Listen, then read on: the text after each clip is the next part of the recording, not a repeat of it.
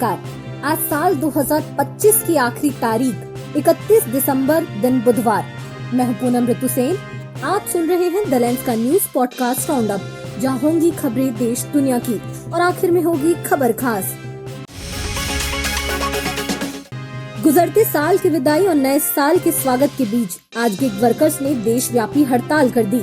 Zomato, Swiggy, Blinkit, Zepto, Flipkart, Big Basket और Amazon जैसे प्रमुख प्लेटफॉर्म से जुड़े गिग वर्कर्स ने आज सामानों और खाद्य पदार्थों की डिलीवरी नहीं की। ये हड़ताल Indian federation of app based transport workers की ओर से बुलाई गई थी।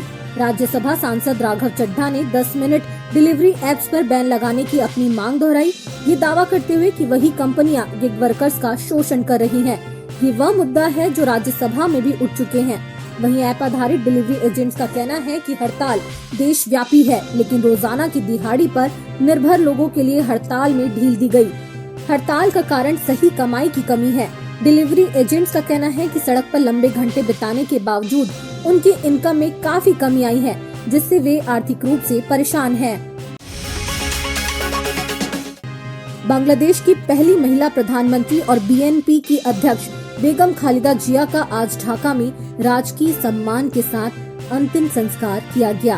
उन्हें उनके दिवंगत पति पूर्व राष्ट्रपति जियाउर रहमान की कब्र के पास मानिक मियां एवेन्यू में सुपुर्दे खाक किया गया।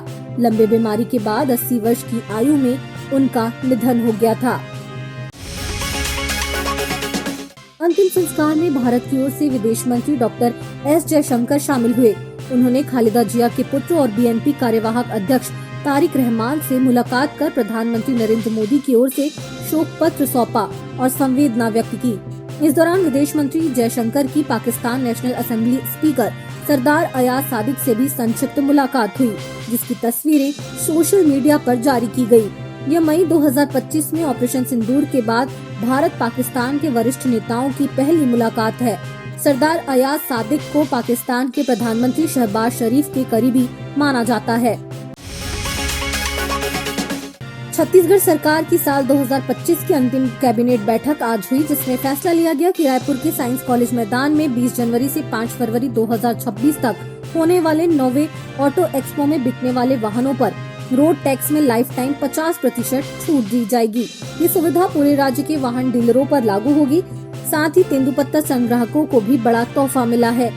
2026 के लिए प्रति मानक बोरा 5,500 रूपए की दर से खरीदी के लिए राज्य गारंटी पर ऋण लेने की मंजूरी दी गई। इसके अलावा अंत्यावसायी सहकारी वित्त निगम से जुड़े कर्जों की अदायगी के लिए 55 करोड़ 69 लाख रुपए का बजटीय प्रावधान मंजूर किया गया, जिसे वार्षिक 2 करोड़ 40 लाख करोड़ का ब्याज बचत होगा और 229 करोड़ 91 लाख की गारंटी जिम्मेदारी समाप्त हो जाएगी।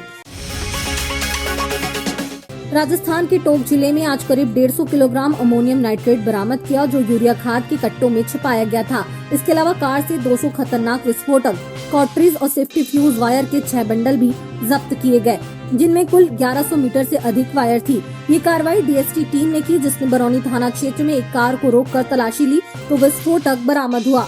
पुलिस ने बूंदी जिले के 2 आरोपियों सुरेंद्र पटवा और सुरेंद्र मोची को गिरफ्तार कर लिया है, जो यह विस्फोटक सामग्री बूंदी से टोंक सप्लाई करने जा रहे थे। कार को जब्त कर आगे की जांच की जा रही है।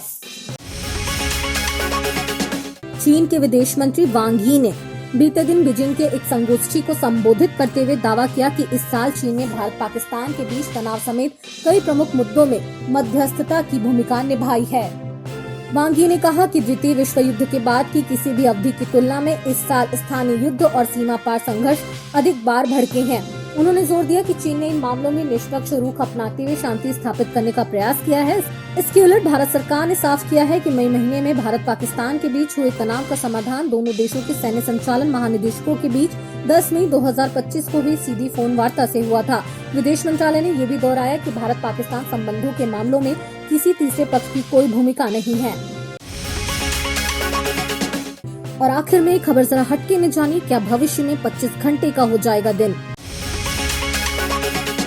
वैज्ञानिकों के अनुसार पृथ्वी का घूर्णन धीरे धीरे मंद पड़ रहा है, जिससे भविष्य में एक दिन 25 घंटे का हो सकता है।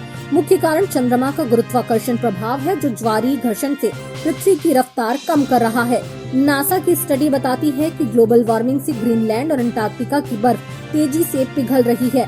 भूजल का दोहन बढ़ रहा है, जिससे द्रव्यमान का पुनर्वितरण हो रहा है और दिन की लंबाई मिली सेकंड स्तर पर बढ़ रही है। वर्तमान में ये बदलाव प्रति सदी लगभग 1.7 से 2.3 मिली सेकंड का है। विशेषज्ञों का अनुमान है कि 24 घंटे के दिन को 25 घंटे होने में करीब 20 करोड़ साल लग सकते हैं। ये बदलाव हमारे जीवन काल या आने वाली पीढ़ियों में महसूस नहीं होगा। घड़ियां, कैलेंडर या दैनिक जीवन पर कोई असर नहीं पड़ेगा।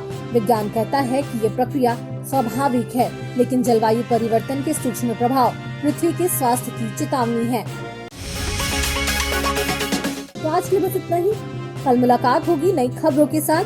खबरों को विस्तार से पढ़ने के लिए विजिट करिए हमारी वेबसाइट balance.in।